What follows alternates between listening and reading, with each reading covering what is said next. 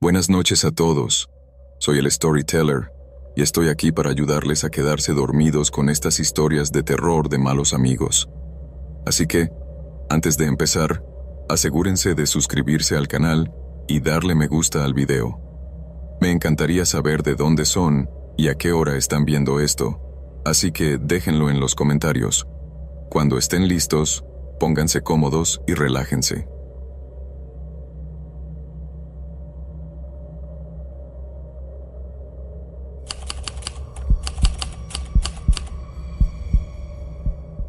Nunca imaginé que alguien en quien confiaba casi como a un hermano pudiera esconder algo tan monstruoso. Cuando eres joven, la camaradería se siente como un lazo irrompible forjado a base de anécdotas nocturnas, discusiones sin sentido y secretos que jurábamos no revelar jamás. En el verano de 2015, creí que ese vínculo era más fuerte que cualquier cosa. Me llamo Paul Vega. Tenía 23 años ese año, recién salido de la universidad comunitaria y trabajando a tiempo parcial en un taller de llantas en un pueblo pequeño de la Florida llamado Verdant Bay. Es ese tipo de lugar en el que la gente cierra la puerta y deja la llave puesta y saluda a sus vecinos por el nombre. No parecía que pasara nada malo allí, o al menos eso nos decíamos para dormir mejor por las noches. Tenía dos mejores amigos, Alex y Matthew. Alex River era el tipo de chico que no se callaba nunca. Siempre tenía una historia, un plan o un nuevo truco para ganar dinero fácil. Pero no podías evitar que te cayera bien. Era demasiado carismático. A las chicas les atraía y los chicos querían acercarse a él. Matthew era otra cosa, más callado, más estable y reservado. Él era como el puente entre mi sarcasmo y la locura de Alex. Si Alex era un incendio, Matthew era un arroyo sereno. Aquel verano decidimos pasar un fin de semana pescando en el río Lumen.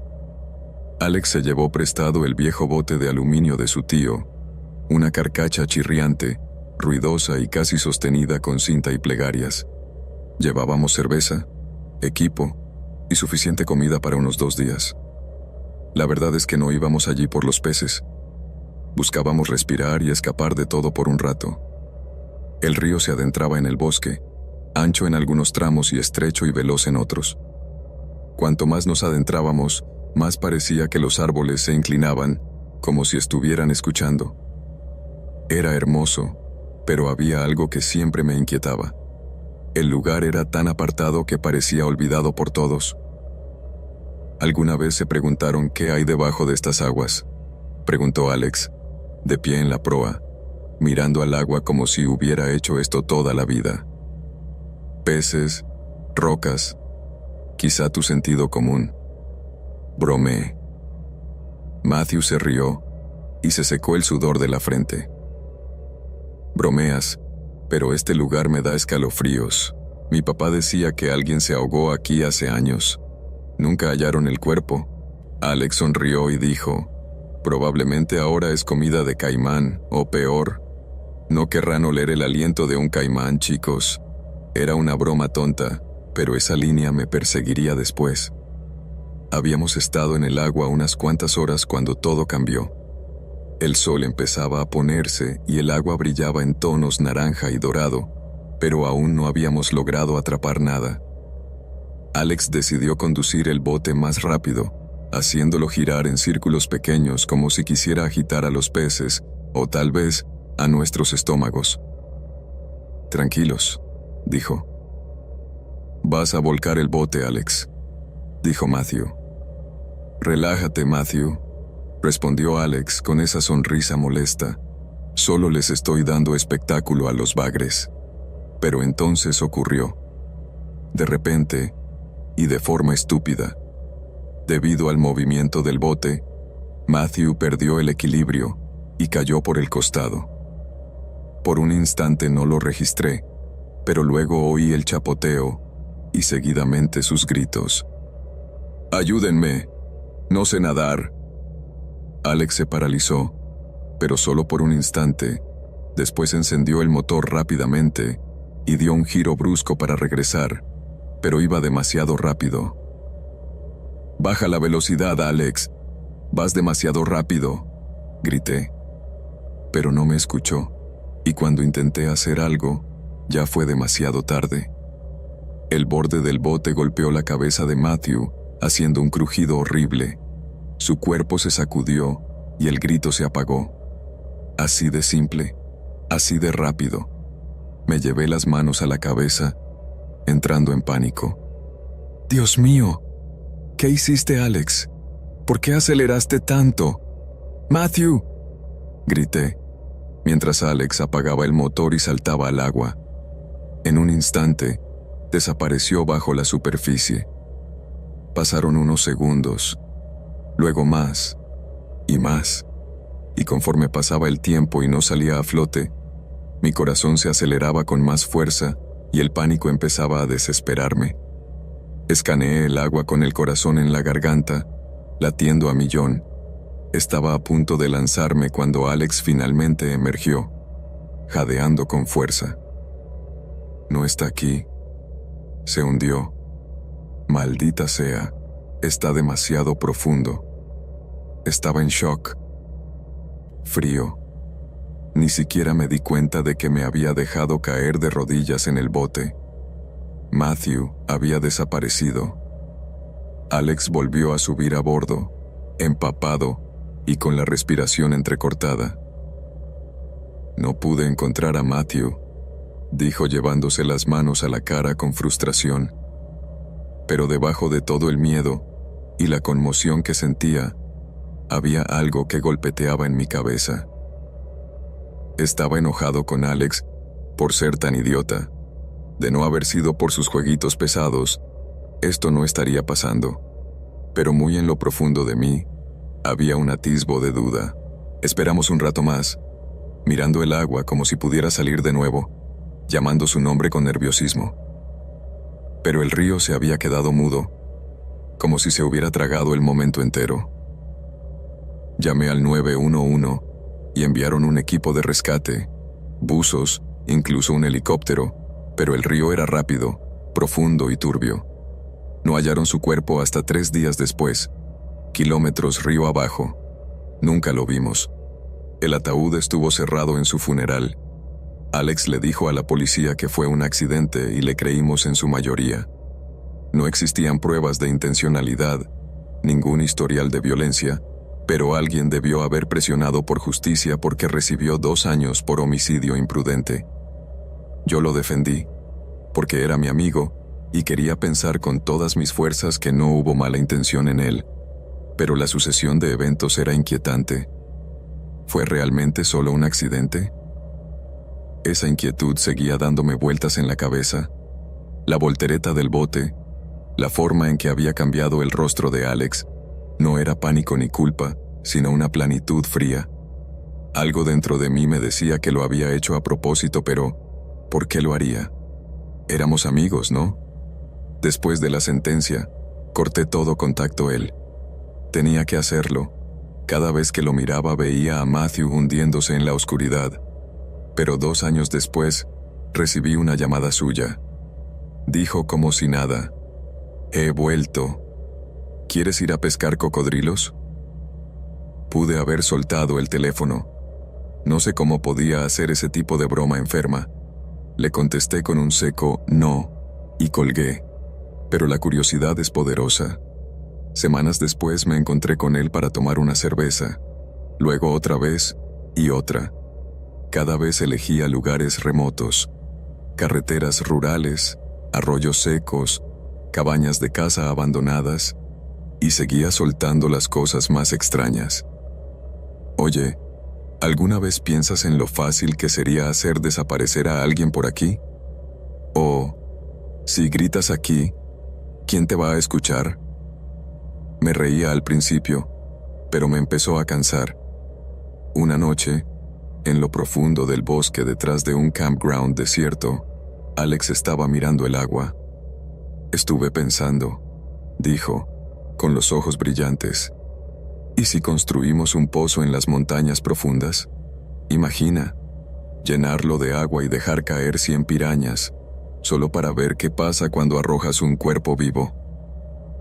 Me quedé serio, pero él estaba sonriendo como un niño en Navidad. Le dije que buscara ayuda, porque esos pensamientos suyos ya se estaban tornando demasiado perturbadores. Pero solo se encogió de hombros. Y luego vino lo peor. Alex me habló de una idea de negocio. Si quieres hacer dinero de verdad, dijo, filmas un mukbang de carne humana, lo publicas en la Deep Web y cobras criptomonedas por acceso. Nos haríamos millonarios. Eso fue todo. Supe entonces que tenía que alejarme de él. Bloqueé su número y lo eliminé de las redes sociales. Dejé de contestar llamadas de números desconocidos y me mudé a otra ciudad. Realmente quería poner tierra de por medio y eso hice. Desde entonces perdí todo contacto con él. Todo parecía terminado, o eso creía. Pasaron 10 años. Construí una nueva vida, un nuevo trabajo, nuevos amigos. Incluso empecé a salir de pesca y a lugares al aire libre de nuevo. Nunca hablé de Alex con nadie, solo dejé enterrado en un rincón oscuro de mi memoria. Pero luego, una mañana de jueves, recibí una llamada. Número desconocido, código de área de Atlanta. Dudé por un momento, pero luego respondí. Era él. Su voz sonaba ronca. Soy yo, Alex. Tengo cáncer, amigo. Esta mierda está por todo mi cuerpo. Me quedan pocas semanas en este mundo. Solo quería verte una última vez y despedirme. Mi estómago se hundió. Podría haber dicho que no. Podría haber colgado. Pero una parte de mí, la que recordaba nuestros años de juventud, las risas, la lealtad antes de que todo se oscureciera, sentía algo, piedad tal vez. Así que fui. Estaba en el centro de cuidados paliativos del Hospital Emory, demacrado y pálido, con la piel como papel encerado, ojos hundidos y tubos por todas partes, pero cuando me vio, sonrió. Mi amigo, susurró. Teníamos mucha diversión, ¿verdad? Me senté en una silla al lado, sin comprender por qué había venido. Luego lo dijo. No sé si alguna vez lo supiste, pero maté a Mateo a propósito. Mi sangre se heló. ¿Qué? Dije, apenas audible. Perdí un gran pez por su culpa, dijo Alex, con voz tranquila, y siguió jugando con un pequeño ancla de madera que tenía en la mano. Perdí el control. Solo quería asustarlo. Pero luego, cuando cayó, vi una oportunidad. Sabía lo que estaba haciendo. Tosió. Luego sonrió de nuevo. No fue el único. He matado a 5 personas en total. ¿Pensaste que esas historias que te conté eran bromas? Pues no. Todo era real. Me levanté en ese momento. Las manos me temblaban y sentía el pecho apretado. Alex, ¿por qué me lo dices? Porque estoy muriendo, ¿no lo ves? Pero tengo un último deseo. No respondí, solo miré. Consígueme un cuchillo de la sala de cirugía. Quiero destripar al cirujano que me abrió el estómago. Quiero ver cómo se ve con sus entrañas colgando. Retrocedí. No voy a hacer eso, Alex. Él se empezó a reír, tosiendo entre cada carcajada. Pero yo no. Esto no me hacía ninguna gracia. A ver, no puedo culparme por intentarlo, dijo. Había tenido suficiente. Salí de allí sin decir adiós y nunca miré atrás. Una semana después, murió. No fui a su funeral, ni envié flores. A veces me quedo despierto por la noche preguntándome si me estaba diciendo la verdad, si realmente mató a 5 personas. ¿Eran esas historias solo cuentos exagerados? ¿O realmente había sido amigo de un asesino en serie? En cuanto a Matthew, lo pienso a menudo. Su risa, su amabilidad, y cómo su vida terminó en un río helado y silencioso. Alex puede estar muerto ahora, pero lo que dejó atrás, esos recuerdos, esas dudas, ese terror, se aferra a mí como si fuera el barro de ese río. A veces, cuando paso por el curso del Verdant, Juraría que veo ondas incluso en días sin viento. Tal vez sea solo la corriente. O tal vez Matthew aún quiere que alguien sepa la verdad.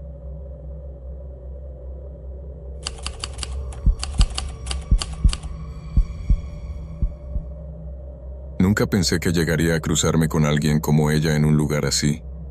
Solo era martes por la tarde cualquiera, o al menos eso creía.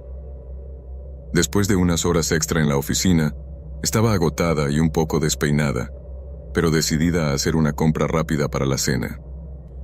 El súper del barrio, Westgate Market, quedaba a apenas una cuadra de mi pequeño apartamento en Fairview Heights, un vecindario tranquilo que, para esa hora del día, parecía dormido.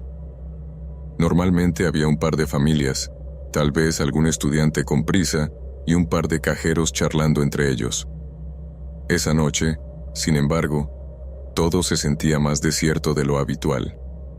Y, sorprendentemente, eso tenía su encanto. Había silencio, sin carritos chocando ni niños llorando.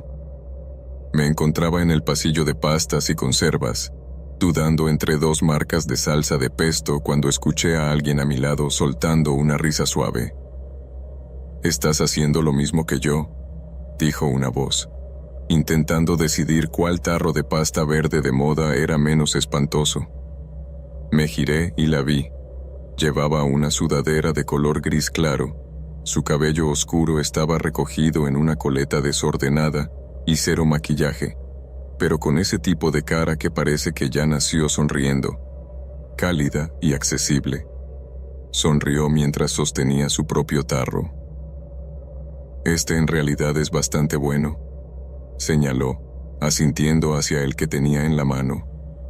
«Lo probé la semana pasada y no me disgustó». Me reí, una risa breve. «Bueno, esa es una recomendación sólida». Hablamos en ese pasillo durante unos minutos. Su nombre era Cara, y dijo que se había mudado a Fairview Heights desde Chicago un mes atrás, comenzando un nuevo trabajo y mudándose a un nuevo departamento. No pregunté mucho. Ella ofreció la mayor parte de la información sin más, como si hubiese contado la historia ya varias veces. Con confianza, pero sin parecer forzada, como si ya estuviera acostumbrada a contar esa historia. Cara mencionó que trabajaba para una empresa de marketing de tamaño medio llamada Bellevue Digital, y dijo que se estaba acostumbrando al vecindario y que le gustaba el ritmo tranquilo de la ciudad. Yo le conté que llevaba 2 años viviendo aquí y entablamos una charla casual. Nos reímos, comentamos sobre el clima y la extraña música que a veces sonaba en la tienda. Luego me saludó y dijo: «Espero volver a verte alguna vez», y se fue por otro pasillo. Eso debería haber sido todo. Pero unas 2 semanas después, me la volví a cruzar. Otro día, a otra hora, pero en el mismo súper. Estaba en la sección de congelados cuando ella prácticamente dobló la esquina y se detuvo en seco. «No puede ser», exclamó y soltó con una sonrisa. «¿Tú de nuevo?». Sonreí también, divertida por la coincidencia. «¿Me estás siguiendo?», bromeé. «Totalmente», respondió con cara seria y luego soltó una risita. «No, lo prometo, he estado viniendo a horas extrañas también». «Parece que estamos en el mismo horario», le dije, y hablamos más tiempo esa vez. Ella me preguntó cómo iba el trabajo y comentó que su departamento quedaba a solo unas cuadras en Cordelia Street. Hablamos de cosas al azar: el ruido del vecindario, qué cafeterías valían la pena, qué podcasts estaban de moda. Y cuando dije que me iba, ella propuso: «¿Sabes? Deberíamos tomarnos un café algún día o algo así». Dudé solo un instante. No soy del tipo de persona que suele hacerse amiga de extraños en un supermercado. Pero ella tenía esa vibra amable, inocua, y una sonrisa que te hacía sentir en confianza, como si la conocieras desde hacía mucho tiempo. «Claro», dije. «¿Por qué no?». Intercambiamos números entonces y, en las semanas siguientes, nos vimos para tomar café varias veces. Una vez, en una cafetería indie diminuta llamada The Nook, y otra en un Starbucks cerca de la estación de trenes. Ella siempre estaba llena de energía, conversadora, un poco dispersa, pero de una forma encantadora. Tenía opiniones sobre podcasts, maquillaje, programas de televisión malos, y yo, en cambio, era la que escuchaba más. Soy introvertida por naturaleza, pero ella llevaba la conversación con facilidad. Con el tiempo, comencé a pensar en ella como una amiga. No exactamente una amiga íntima, pero alguien en quien veía potencial para crecer la confianza. No compartía cosas extrañas y profundas de inmediato, pero sí era abierta. Habló de un exnovio en Chicago. Dijo que era controlador y celoso, y que dejarlo atrás había sido complicado. Se sentía orgullosa de haberse mudado y de empezar de nuevo, y yo lo respeté. Luego, una noche, recibí un mensaje de Cara hacia las 10:15 de la noche. «Hey, sé que esto suena raro, pero estoy un poco asustada. Mi novio vino esta noche y las cosas se volvieron muy feas». Leí el mensaje. ¿Novio? Pensé que lo había dejado atrás en Chicago. Respondí preguntando si estaba bien, y ella respondió casi de inmediato. «Sí, estoy bien. Nada físico, pero me mudo mañana temprano. No quiero dormir allí esta noche. Prefiero quedarme con una amiga. ¿Podría quedarme en tu casa solo durante el día? Solo mientras llegan los traslados y esas cosas. Él tiene la llave y no quiero estar sola allí sola por horas». En ese momento mi intuición susurró: «No, no debes». Pero nunca me había dado una razón para dudar de ella. Pensé en lo que querría alguien si se sintiera inseguro y sola en una ciudad nueva. Así que le dije que sí, y a la mañana siguiente, justo después de las 7:30, apareció ante mi puerta, antes de que yo saliera hacia el trabajo. Se veía cansada y agradecida. Trajo una bolsa de tela enorme y me agradeció como 5 veces. «Eres una salvadora», murmuró, entrando a la casa. «En serio, no voy a tocar nada. Solo necesito un lugar seguro para estar. Que no sea ese apartamento». Le di la llave de repuesto y le dije que cerrara con llave al salir.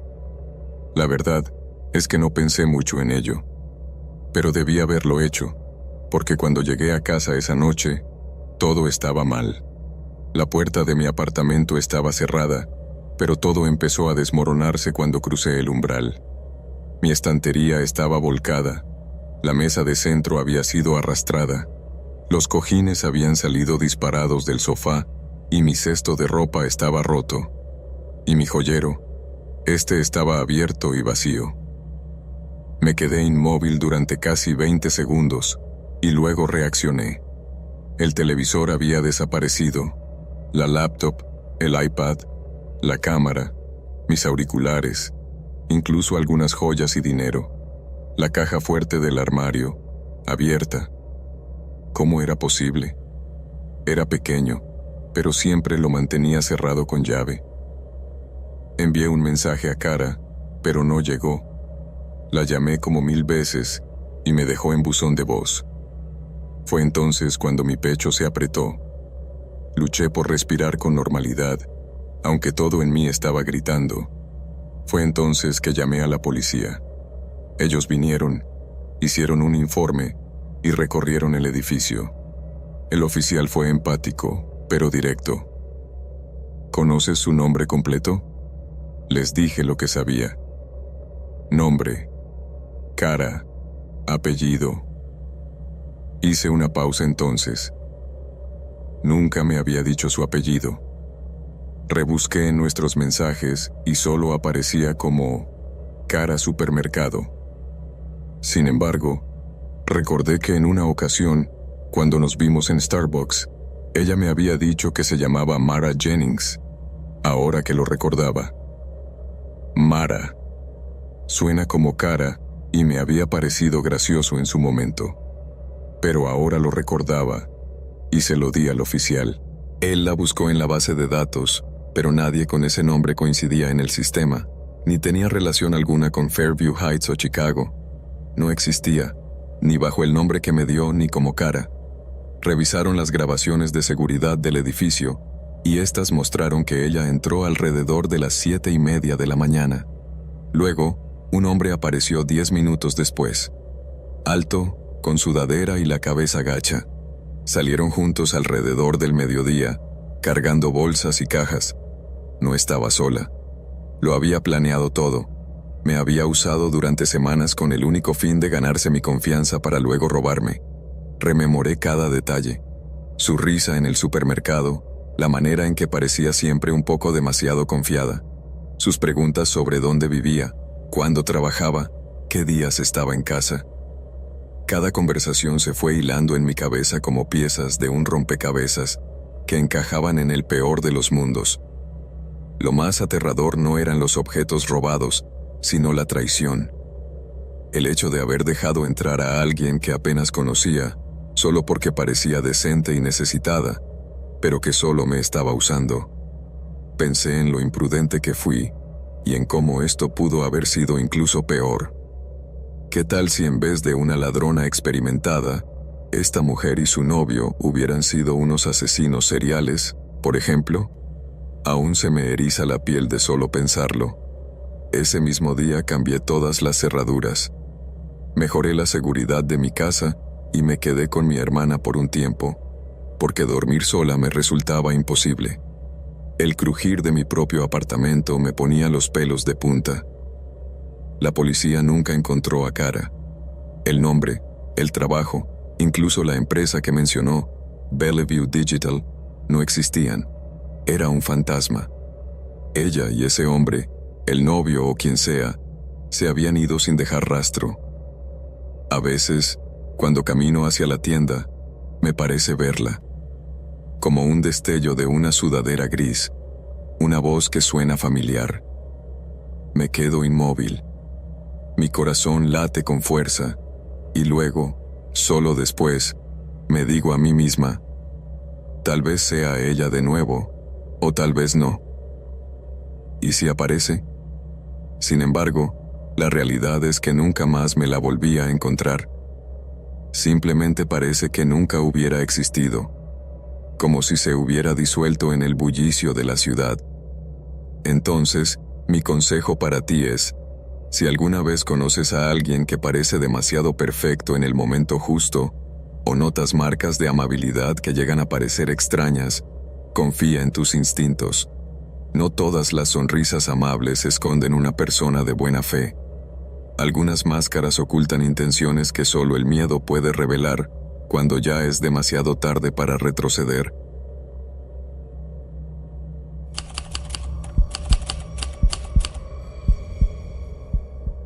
No era exactamente un solitario en la secundaria, pero tampoco era el típico centro de atención. Vivía en ese limbo incómodo entre estar acompañado siempre durante el almuerzo y ser invitado a las fiestas solo de vez en cuando. Esta historia transcurre durante mi primer año, cuando todo aún se sentía nuevo y abrumador. Un edificio nuevo, caras nuevas, rutinas nuevas.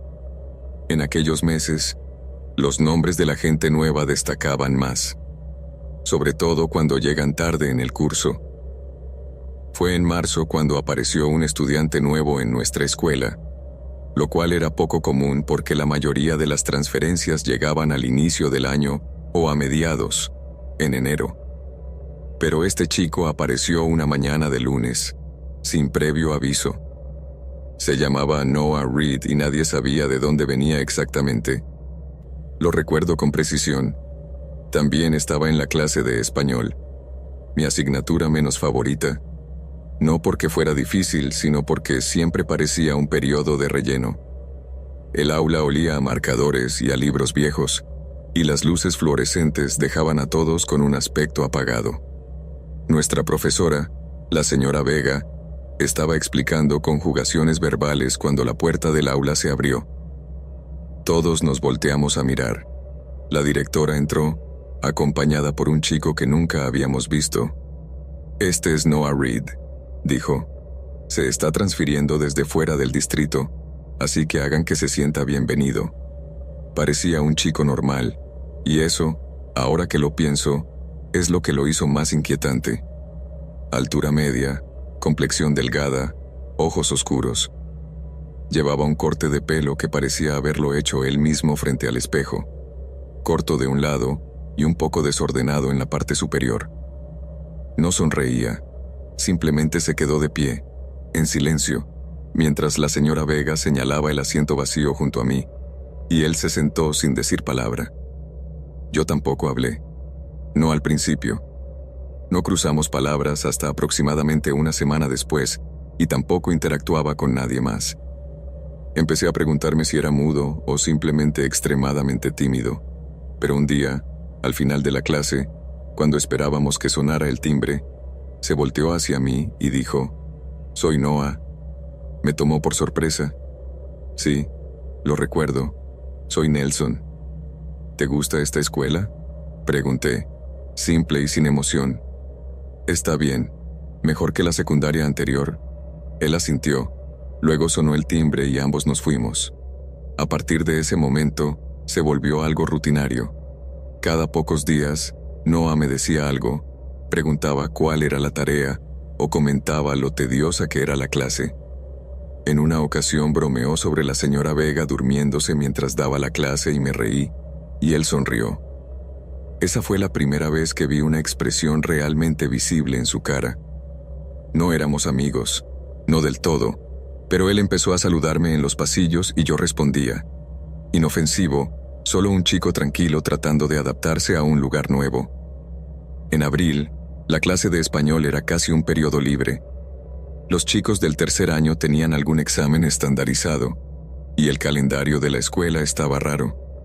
La señora Vega nos pidió estudiar en silencio, lo que significaba que la mayoría de la clase se acomodaba a navegar por sus teléfonos bajo la mesa.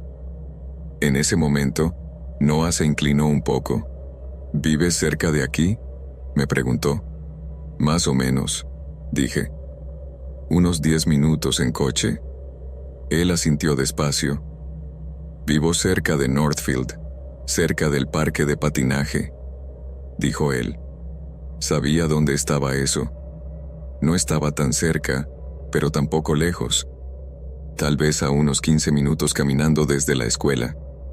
«¿Patinas?», le pregunté. «No», dijo, y lo dejó así. Luego me preguntó si me gustaban las películas de terror. Le dije que sí, sobre todo las de construcción lenta, esas en las que no entiendes qué está pasando hasta que ya es tarde. Él soltó: «Sí, esas son las mejores», y sonrió de nuevo. Ahora, mirando hacia atrás, esa sonrisa no parecía llegar a sus ojos. Sucedió 2 semanas después. Era una noche de jueves, ya tarde, alrededor de las 11:30 de la noche. No podía dormir. Tengo la mala costumbre de mantenerme despierto en las noches de escuela, navegando por mi teléfono o escuchando música con uno de esos audífonos. Esa noche, acababa de cepillarme los dientes y estaba a punto de meterme en la cama cuando oí un sonido.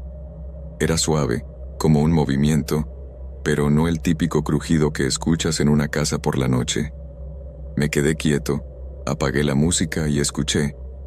Después lo oí de nuevo, como si alguien caminara sobre la hierba.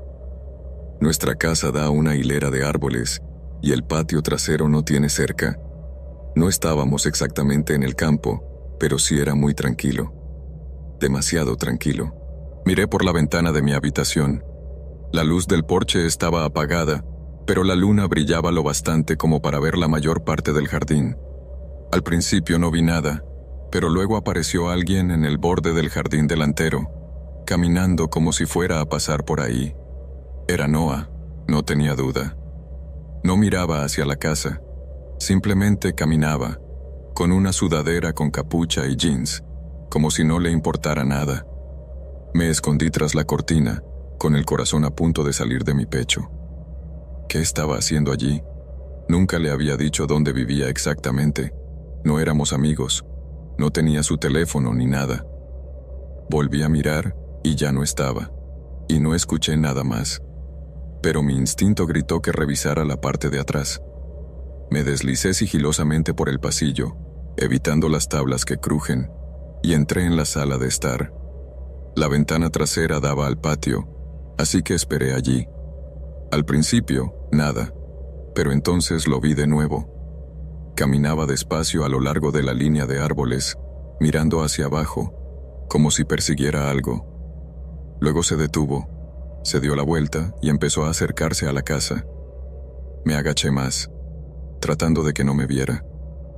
Mi corazón latía con fuerza, tanta que casi me dolía. Esta no era una visita accidental, no estaba perdido. Venía hacia aquí. Cuando estuvo a unos 20 pies del porche trasero, miró directamente a la ventana detrás de la que me escondía y se detuvo. Aunque las luces estaban fuera, sabía que me había visto, así que ya no tenía caso esconderme.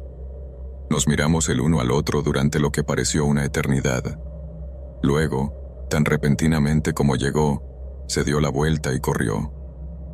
Me apresuré hacia la parte delantera de la casa, con el pulso descontrolado, intentando ver si volvía a asomarse, pero ya no estaba.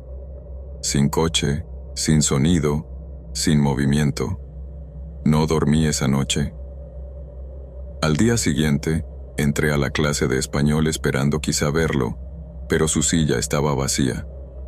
Al día siguiente, tampoco estaba. A la semana siguiente, la gente decía que se había ido, que se había transferido otra vez, pero nadie sabía a dónde. Pregunté con suavidad: «Oigan, ¿qué pasó con Noah?» La mayoría respondía: «¿Quién?» Solo había estado allí unas cuantas semanas. Nadie lo conocía lo suficiente como para decir mucho. Nadie tenía clases con él, salvo español. Era como si nunca hubiera existido realmente. Lo que pasó me molestó durante mucho tiempo. No podía dejarlo ir. Un par de semanas después, me atreví a preguntarle a la directora si sabía a qué escuela se había transferido Noah. Ella me miró como si estuviera viendo fantasmas. ¿Quién? ¿Noah Reed? ¿El chico que estuvo aquí hace unas semanas? Frunció el ceño. ¿Te refieres al que se sentaba cerca de la ventana? Asentí, y entonces ella hizo una pausa. No creo haber recibido su archivo de transferencia. Tal vez la oficina lo sepa. No lo hicieron. Incluso pregunté a la subdirectora por la curiosidad de un proyecto escolar sobre transferencias, pero ella no pudo encontrar nada sobre él. Probablemente esté en el sistema bajo otro nombre, dijo. Estos registros a veces se actualizan mal. Pero no me convencía. Sentía que Noah había sido borrado. Desde entonces, nunca más lo volví a ver. Ni en la escuela, ni en la ciudad, en ningún lugar. Pasaron los años. Me gradué, me mudé e intenté olvidar esa noche. Pero de vez en cuando, seguía recordándola. Generalmente cuando no podía dormir, a veces soñaba con él caminando por el jardín de nuevo. Pero en el sueño, no hay pausa. Camina directo hacia la ventana y solo mira adentro. O peor, sonríe. Nunca se lo conté a mis padres ni tampoco a mis amigos. Se sentía personal, como si hubiera visto algo que no debía ver. No fue hasta el año pasado, 10 años después de todo aquello, que estaba navegando por Facebook tarde en la noche y me encontré con una publicación en un grupo local de personas desaparecidas. Alguien compartía una foto antigua del anuario con el texto: ¿Alguien ha visto a Noah Reed? Desapareció de la secundaria Northfield High en 8º grado. Nunca llegó a la secundaria. Sigue desaparecido. La familia nunca obtuvo respuestas. Miré la foto mucho rato. Era él. Pero la fecha decía que habría desaparecido un año antes de que yo lo conociera. Entonces, ¿cómo lo conocí? ¿Cómo apareció en mi clase? Y lo más importante, ¿a quién demonios vi en mi patio trasero aquella noche?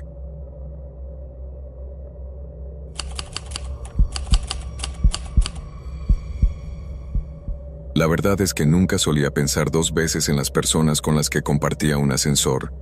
La mayoría no lo hace. Trabajando en una enorme oficina corporativa en el centro de Boston, estaba rodeada de cientos, quizás miles de empleados. Nuestro edificio, una elegante estructura de vidrio de 20 pisos llamada The Sterling Building, albergaba docenas de departamentos diferentes bajo la misma empresa matriz, Omnicorp Solutions. Yo trabajaba en cumplimiento de datos, escondida en el piso 16, enterrada en hojas de cálculo y cadenas de correos electrónicos, con mi pequeño pero unido equipo de quizás 15 personas. Todos nos conocíamos por nuestro nombre, compartíamos chistes internos, nos traíamos café en los días malos. Pero fuera de nuestro piso, el resto del edificio bien podría haber sido una ciudad de extraños. El vestíbulo siempre estaba bullicioso, con suelos de mármol pulido, un mostrador de recepción atendido por un único guardia de seguridad somnoliento que en su mayoría dejaba pasar a la gente si tenían un cordón. La mitad del tiempo olvidaba el mío en mi bolso. A nadie le importaba realmente. Los bancos de ascensores siempre estaban llenos. Gente en traje, gente en vaqueros, becarios, temporales, proveedores. Era imposible saber quién era quién. Así fue como la conocí. Era un martes por la mañana, justo antes de las 7:45 de la mañana. Recuerdo ese detalle claramente porque teníamos nuestras reuniones semanales de preparación de auditoría los martes y había llegado temprano para terminar un informe que había pospuesto. Entré en el ascensor con mi habitual café helado en la mano. Esa mañana, solo éramos dos subiendo. Yo y una mujer con el pelo castaño rojizo recogido en un moño suelto, que llevaba un largo abrigo de color camel y sostenía un vaso de café de papel de la cafetería del tercer piso del edificio. Bean Wise me sonrió. ¿Siempre está tan muerto antes de las 8? Me reí ligeramente. Casi todo el mundo es alérgico a las mañanas por aquí. Ella devolvió la sonrisa, con ojos cálidos. Acabo de empezar hace un par de semanas. Diseño de productos, piso 9. Oh, genial. Yo estoy en el 16 cumplimiento. Bienvenida a Omnicorp. Hablamos de cosas sin importancia todo el camino. Su nombre era Serena. Dijo que se había mudado de Nueva York, que extrañaba los bagels pero no el metro. Tenía un tono relajado como si ya nos conociéramos. Cuando el ascensor se detuvo en el piso 9, saludó con los dedos. Quizás te vea por ahí. Y la vi. A la mañana siguiente, Serena estaba entrando por las puertas principales al mismo tiempo que yo. Recordaba mi nombre. Tomamos café juntas. Luego fue el almuerzo en el patio de comidas 2 días después. Luego empezamos a encontrarnos en momentos extrañamente convenientes, siempre de manera casual, siempre amigable, nunca agobiante, y era interesante. Nos gustaban los mismos podcasts, compartíamos una fascinación mórbida por el crimen real, y a ambas nos encantaban las películas de terror. Tenía un humor seco y sarcástico que encajaba con el mío, pero algo en ella siempre se sentía ligeramente fuera de lugar, como si su entusiasmo llegara un segundo demasiado tarde, como si estuviera imitando en lugar de responder. Aún así, lo ignoré. Todo el mundo tiene sus peculiaridades.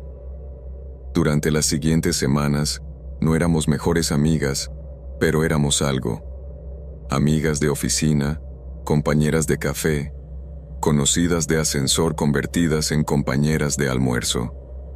A veces me enviaba memes. Nunca me pregunté cómo tenía mi número. Supuse que se lo di, y simplemente lo olvidé. Fue durante nuestro 4º o 5º almuerzo que noté algo extraño. Estábamos sentadas en un rincón tranquilo de Lotus Bowl, un lugar de fideos en el 5º piso. Mencioné una historia sobre mi jefa dándome problemas por una fecha límite. Suena como una pesadilla, dijo Serena sin dudar. Es Melissa, ¿verdad? La de las gafas. Se me revolvió el estómago. No le había dicho el nombre de mi jefa, ni siquiera de pasada. Me reí para disimular. Sí, lo es. ¿Has trabajado con ella antes? Serena inclinó la cabeza. No, creo que la mencionaste la semana pasada. No lo había hecho. Estaba segura. Más tarde ese día, se lo comenté a mi amiga de verdad en el trabajo, Janelle, quien dijo algo que se me quedó grabado. No conozco a nadie llamada Serena en el piso 9, dijo, y conozco a casi todo el mundo de allí abajo. Me molestó lo suficiente como para que la próxima vez que estuve en el ascensor con Serena, le preguntara casualmente: «Oye, ¿en qué equipo dijiste que estabas de nuevo?» «En el 9». Parpadeó como si la hubieran pillado por sorpresa. «Diseño UX», dijo rápidamente. «Con Patrick». No había ningún Patrick en UX. Lo sabía porque había salido con alguien de ese departamento hacía 6 meses. Sentí que se me erizaba la piel. El momento pasó. Volvió a sonreír. ¿Por qué? Por nada. Pero empecé a prestar atención, a observar sus interacciones. Nunca la vi pasar su tarjeta para entrar en un piso. Siempre esperaba a que alguien más usara su tarjeta en el ascensor. Su tarjeta de identificación, si es que la llevaba, a menudo estaba volteada y, lentamente, comenzó a aparecer más a menudo en el vestíbulo, en el pasillo, fuera del edificio. Una noche, al salir tarde después de terminar un informe, la vi al otro lado de la calle, de pie cerca de una parada de autobús, simplemente observando. El lunes siguiente, Janelle vino a mi escritorio, susurrando como si estuviera a punto de decirme que habían despedido a alguien. ¿Oíste lo de esa mujer que fingía trabajar aquí? Mi corazón dio un vuelco. La pillaron el viernes, dijo. Llevaba semanas viniendo aquí.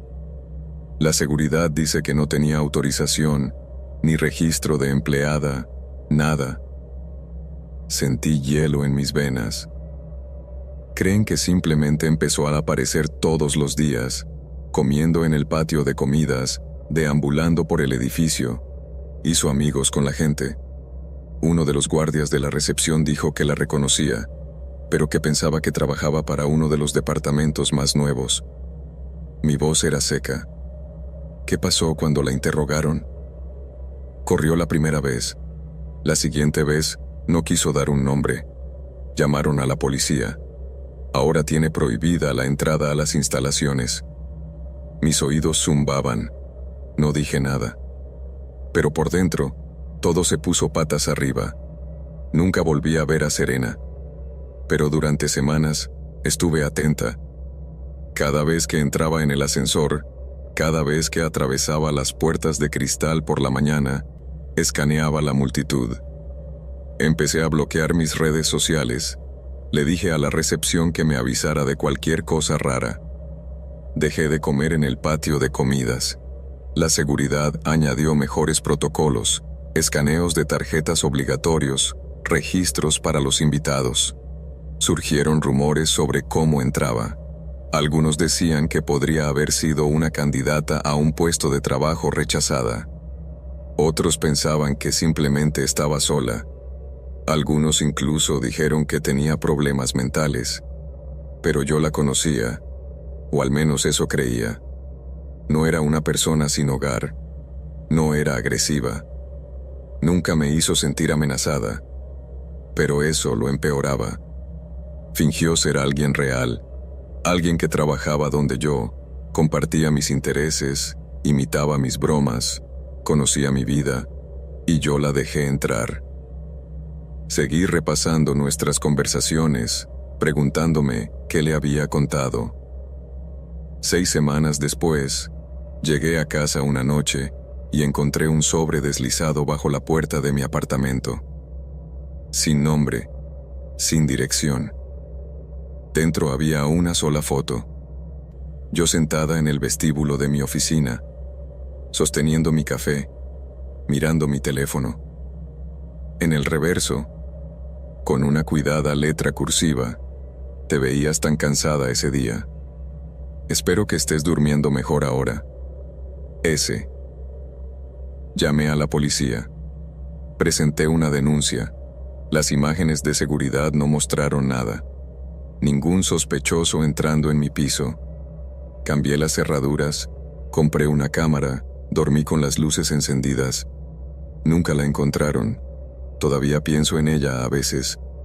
La forma en que sonreía, siempre un segundo demasiado tarde, la forma en que sabía cosas que yo no le había contado, la forma en que siempre aparecía, como una sombra que no notaba hasta que ya estaba dentro de ella. Ahora soy cuidadosa, reservada. Nunca confío en las conversaciones triviales con extraños. No comparto detalles personales con nuevos compañeros de trabajo. No tomo la misma ruta a casa todas las noches, pero a veces, solo a veces, todavía me sorprendo revisando la esquina del vestíbulo o el borde de la multitud de la cafetería. Y de vez en cuando, juro que veo el destello de un rostro familiar, sonriendo un poco demasiado tarde.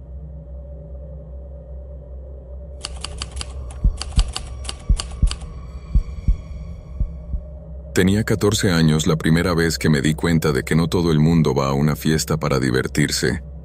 Sucedió en 2009, durante ese extraño periodo de la adolescencia en el que te sientes demasiado mayor para ser un niño, pero demasiado joven para que te confíen algo real. Me había estado quedando con mi prima mayor, Chloe, en un pequeño y olvidado pueblo de Virginia Occidental, Red Creek. No era gran cosa, solo una larga carretera rodeada de árboles y aire estancado. Pero Chloe vivía allí y era genial, así que no me importaba. Era finales de julio. La escuela acababa de terminar y uno de los amigos del barrio de Chloe, Marco, estaba organizando una fiesta de cumpleaños. No lo conocía muy bien, pero lo había visto algunas veces cuando acompañaba a Chloe a la tienda de la esquina. Era uno de esos adolescentes mayores y relajados que usaban sudaderas con capucha de gran tamaño incluso en verano, y tenía una casa lo suficientemente grande para fiestas porque sus padres nunca estaban en casa. Chloe me convenció para que fuera. Dijo que sería divertido y, además, no quería ir sola. Fue un viaje de 4 horas desde nuestra casa en Maryland, y para cuando llegamos a la casa de Marco, el sol ya se estaba rindiendo en el cielo. Los bosques alrededor de su propiedad, espesos, de pinos y demasiado quietos, ya proyectaban sombras largas y pesadas sobre el patio. Su casa era la última en una calle sin salida que daba al bosque. No como los bosques suburbanos, tampoco. Esto era naturaleza salvaje de verdad. El patio trasero de Marco no tenía valla. Simplemente se desvanecía entre los árboles. La fiesta era principalmente de adolescentes, probablemente unas 20 personas para cuando la música empezó a sonar. Había vasos rojos, bocadillos en la mesa y un tipo tratando de lucirse con un bolígrafo de vapeo como si fuera algo nuevo. Sin padres, sin reglas. Empezó bien. Al principio me quedé cerca de Chloe, bebiendo refrescos y asintiendo a historias que no entendía, fingiendo que no estaba completamente fuera de mi elemento. Un par de horas después, la música subió de volumen y la gente empezó a desaparecer en diferentes habitaciones. Algunos se estaban besando, otros jugaban videojuegos en el estudio. Me alejé para buscar un baño. La casa de Marco era extrañamente grande, de 3 pisos, incluido un sótano a medio terminar, y los pasillos tenían ese olor a casa vieja, una mezcla de madera húmeda e historia. Finalmente encontré un pequeño baño de invitados en el piso principal, cerca de la parte trasera de la casa que daba al bosque. Mientras estaba allí, escuché algo, suave al principio. Un crujido. ¿Alguna vez has oído algo que no encaja, aunque sea pequeño? Como una nota equivocada en una canción que no sabías que estabas escuchando. Así es como se sintió. Crujido. Hice una pausa. Pensé que tal vez era solo alguien caminando por el patio trasero. Un recién llegado, tal vez.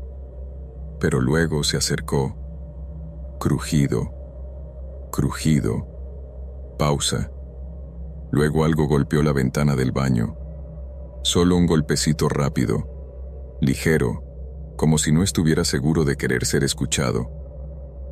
Me quedé quieta, esperé, y luego, ¡bang! Salté. Mi corazón dio un vuelco. Me moví hacia la ventana, agarrando lentamente el lavabo. El cristal estaba esmerilado hasta la mitad, pero aún podía distinguir una figura a través del desenfoque. Un hombre, alto, tal vez de unos 50 años, con un abrigo, aunque hacía calor.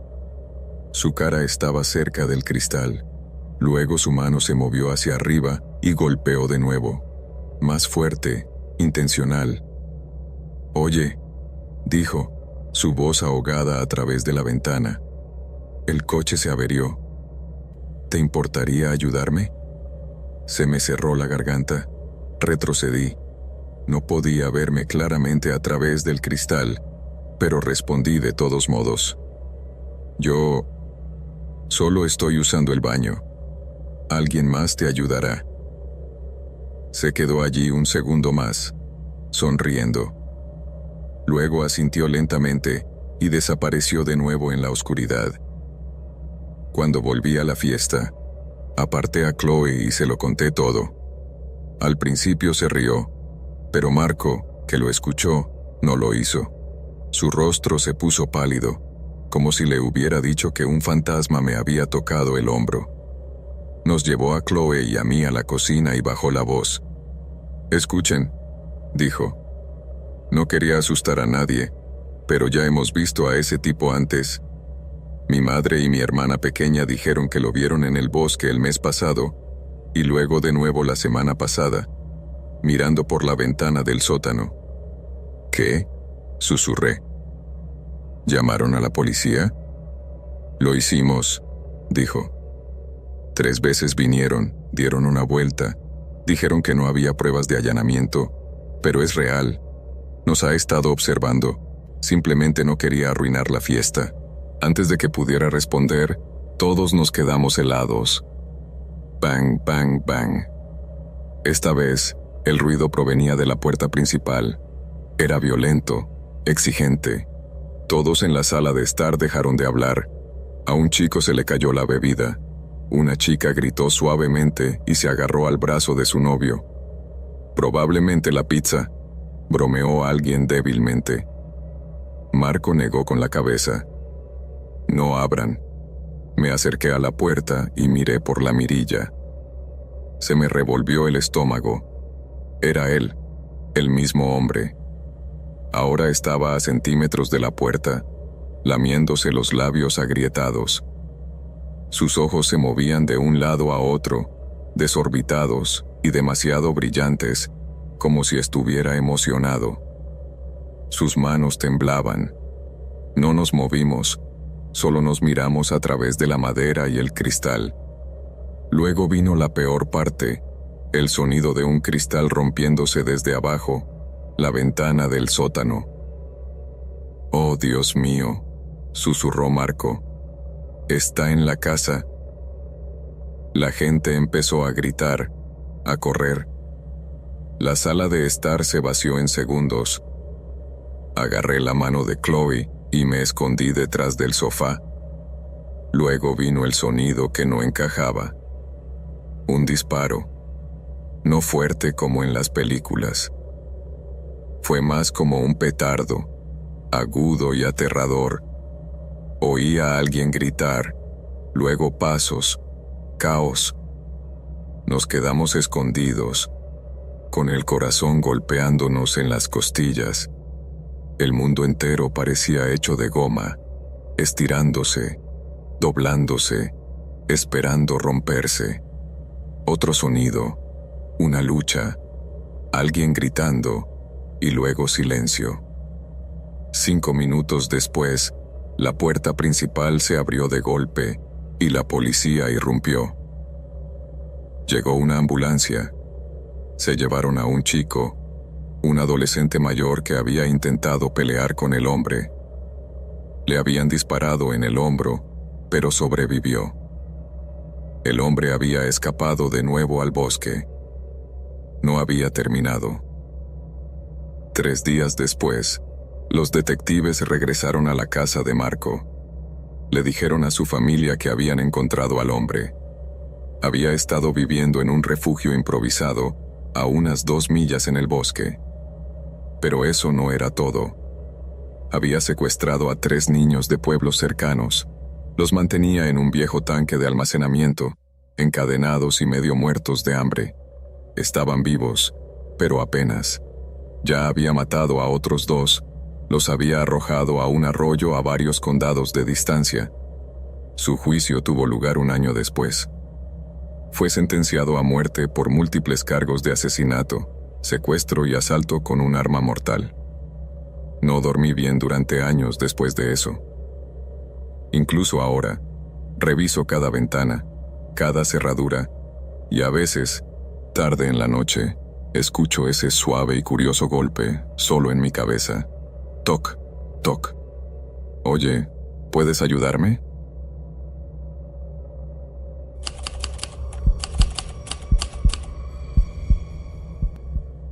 Perdón si sueno un poco desordenado al escribir esto. Me cuesta poner en palabras lo que estoy sintiendo.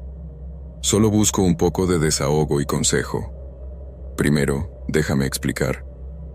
Actualmente vivo con mi novia, a quien amo mucho, pero hay algo que me preocupa. Después de casi 10 años juntos, desde el último año de la secundaria, creo que algo ha cambiado en ella. Desde que nos graduamos y empezamos a vivir juntos, todo parecía perfecto. Hasta ahora. Aquí está el problema. La gente podría pensar que estoy exagerando, y siempre que hablo con amigos, todos me dicen lo mismo. Tal vez esté ocupada con alguien más. O quizás ya no te ama. Pero te aseguro que no es nada de eso. Ella simplemente se siente diferente, como si estuviera guardando un secreto más oscuro, algo que distorsiona nuestra relación. Déjame empezar desde el principio. Hace poco, volví a casa del trabajo más temprano de lo habitual, algo que, por cierto, no es raro para mí, ya que mi trabajo tiene horarios algo erráticos. Cuando llegué, ella estaba en la ducha y no se dio cuenta de que entré, pero yo la escuché. Desde el baño llegaban gruñidos y parecían de alguien muy molesto. Era como si estuviera desahogándose, gritando un montón de maldiciones. Así que llamé a la puerta para ver si estaba bien, y de repente, todo se detuvo. Se tomó un tiempo raro en responder antes de finalmente decir que estaba todo bajo control. Cuando salió de la ducha, me di cuenta de que lucía ansiosa y muy tensa. Insistí un poco, preguntándole si de verdad estaba bien, pero de nuevo ella solo me dijo que no volviera a preguntarle. Retrocedí, pensando que quizás solo necesitaba un poco de espacio. Normalmente, no es el tipo de persona que se pone a la defensiva. La he conocido durante casi 20 años, y fuimos mejores amigos antes de ser pareja, y les juro que nunca había visto ese lado de ella. Al día siguiente, me desperté temprano para prepararme para el trabajo, y mientras me duchaba, noté algo extraño en la repisa donde guardamos los productos de baño. Parecía sangre seca. Recogí la botella de jabón y vi un anillo rojo y seco debajo, como si hubiera habido sangre allí cuando fue colocado el bote de jabón y luego limpiaron alrededor. Esto me inquietó y empecé a buscar más a fondo. Entonces noté algunos residuos extraños en las grietas alrededor de la ducha. No estaba nervioso, pero definitivamente era raro. Esa tarde, al regresar a casa, encontré a una de sus amigas, una mujer llamada Cheryl, que siempre me ha parecido extraña. Honestamente no me gusta. No sé dónde se conocieron, tal vez en el trabajo o en algún lugar, pero todo lo que sé es que ella tiene una vibra rara. Ella pasaba todo el tiempo hablando de cómo era cuando era más joven y de las travesuras que hizo en sus 20. Cheryl probablemente tiene unos 30, si tuviera que adivinar. Entonces, cuando entré en casa, noté que mi novia y ella estaban actuando de manera muy rara. Había una computadora portátil abierta en la mesa de la cocina, y cuando entré, las dos se dieron la vuelta rápidamente, como si estuvieran tratando de ocultar algo. El ambiente se sintió tenso, y una alarmante inquietud se apoderó de mí. Me pregunté qué estaba pasando realmente entre ellas, y un pequeño acorde de sospecha empezó a sonar en mi cabeza, Era como si algo oscuramente extraño estuviera sucediendo, algo que no podía ver. Sabía que algo no andaba bien. Podía verlo claramente en la cara de mi novia, pero en vez de preguntarle de nuevo, para que me respondiera con un «todo está bien», como siempre, decidí apartarme un poco. Fui a nuestro dormitorio y cerré la puerta, queriendo cambiarme de ropa tras el trabajo. Desde el cuarto, escuché a Cheryl susurrarle a mi novia y su tono sonaba tenso. De repente escuché un portazo, y cuando salí, vi a Cheryl saliendo de mi entrada, como si hubiera estado huyendo de algo. Normalmente mi novia es extrovertida y siempre alegre, pero en ese momento parecía más un cadáver andante, como si no hubiera dormido en días. Me quedó claro que estaba ocultando algo. Realmente no creía que estuviera con otra persona, porque no es su estilo, y aunque no soy de andar husmeando, la curiosidad se apoderó de mí. Necesitaba respuestas, así que abrí la computadora portátil que había dejado abierta, y ahí estaba su última búsqueda, un sitio web de armas. Nunca había visto esa página antes, pero no podía ser buena noticia. Ella siempre ha estado en contra de las armas, así que ver eso era más que raro. Me sentí más inquieto que nunca, y comencé a revisar el historial. Entonces encontré artículos sobre personas desaparecidas y un par de páginas que llevaban a direcciones que parecían sacadas de una película de terror. A medida que pasaban los días, la noté perderse más y más. Se estaba convirtiendo en una sombra de la chica feliz y divertida que solía ser. No había risas, no había intimidad, nada. Pero entonces noté cosas aún más extrañas. Sus zapatos siempre estaban embarrados, su teléfono casi siempre apagado, y para colmo, un día su computadora se descompuso, misteriosamente, justo después de que buscara en su historial. La última vez que vi a Sharon, pasó algo raro. Llegué a casa del trabajo y vi su auto afuera, con las luces encendidas y lleno de maletas. Entré y Sharon estaba en la sala. Parecía molesta y me miró de reojo. Luego suspiró y salió de la casa con prisa. En ese momento miré hacia el sofá y la sangre se me heló, viendo a mi novia ahí sentada tan pálida. Le pregunté otra vez si estaba bien y solo dijo, «Sí, estaré bien».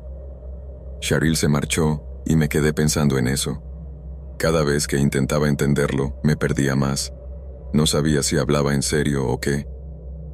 Han pasado unos días desde que Cheryl se fue y mi novia aún no ha salido de casa. Sus tiempos personales se han convertido en días sin actividad. Al principio pensé que tal vez estaban en algo romántico las dos, pero cuando le pregunté, se puso furiosa y me dijo que dejara de acosarla. Sus ojos, esos ojos que amé durante tanto tiempo, apenas los reconocía ahora. No sé qué demonios está pasando, pero es como si mi novia estuviera atrapada en su propia mente y se hubiera perdido. Estoy desesperado por encontrar respuestas. He intentado todo lo que puedo, y me preocupa que haya hecho algo terrible. Eso realmente me atormenta. Solo quiero que mi novia vuelva a ser la que era, y que mis peores pensamientos resulten ser solo ecos de mi propia ansiedad.